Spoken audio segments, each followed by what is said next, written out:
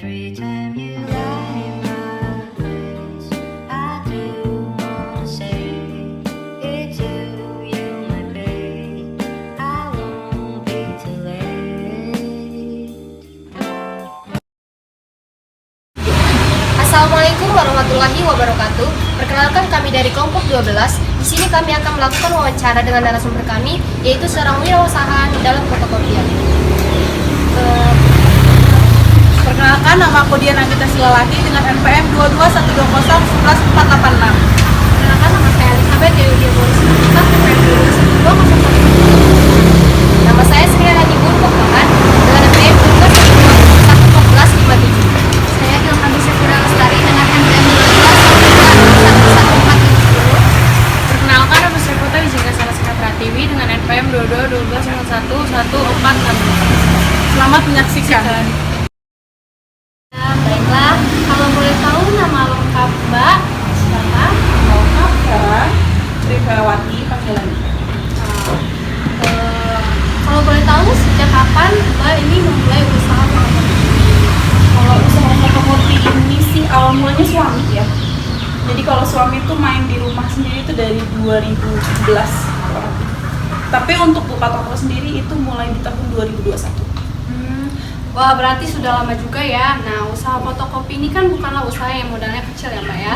Bagaimana sih cara Mbak sama Masnya mendapatkan modal itu? Kalau kita sih untuk di awal karena suami tuh main di rumah ya. Jadi kebetulan dia pada saat itu memang berhenti kerja. Ada tabungan itu kecil bertahap. Jadi mulai dari komputer satu set, terus printer A3, printer untuk cetak. Terus kita kembangin ke toko, itu kita modal dari bank. Oh, Baru pelebaran. Kayak beli mesin fotokopi dan lain-lain. Kalau tempat usaha ini sewa atau memang milik sendiri, Bang? Kira-kira dalam berapa omset Bapak dalam sehari-hari itu? Sehari sih nggak pasti ya, namanya usaha kayak gitu nggak pasti. Jadi bisa ada karyawan gitu? Ada, cuman kebetulan hari ini dia absen, hari ini kita memang suami istri aja. Kalau ada karyawan biasanya berapa orang gitu, Pak? Satu orang, karena memang kan manage sendiri, untuk suami juga kebetulan manage sendiri. Paling kalau seandainya pas lagi ada order lebih, kayak misalkan buat undangan, buat yasin, itu kita ada tenaga tambahan. Oh ya Mbak, kalau boleh tahu kira-kira apa aja sih Mbak tantangan Mbak sama Masnya dalam menjalankan usaha ini? Kalau tantangan itu sejauh ini pasti rata-rata ya. Pasti ya kalau seandainya kalian pada libur nih mahasiswa pasti kan sepi. Cuman kan harus ada antisipasi juga kan. Lagian di sini juga kan kita nggak cuma melayani perinan aja, tapi kita ada cetak undangan, ada yasin. Jadi bisa jadi antisipasi pada saat mahasiswa libur. Oh begitu, paling kayak cuma sepi aja gitu ya. Ya, Kalau misalkan bagaimana sih Mbak cara Mbak sama Masnya melakukan promosi untuk memperkenalkan usaha? kalau promosi sih sekarang itu lebih ngandelin kayak medsos ya, medsos. Terus kita juga lebih aktif di WA. Karena kadang-kadang kan kita harus ada jadwal buka, jadwal tutup. Yang pasti itu kita konsisten untuk buka tutup toko itu harus konsisten. Kemudian kira-kira berapa harga dalam memfotokopi, cetak foto, print, menjilid, dan apakah alat-alat mesin di sini itu sewa atau milik sendiri, Mbak?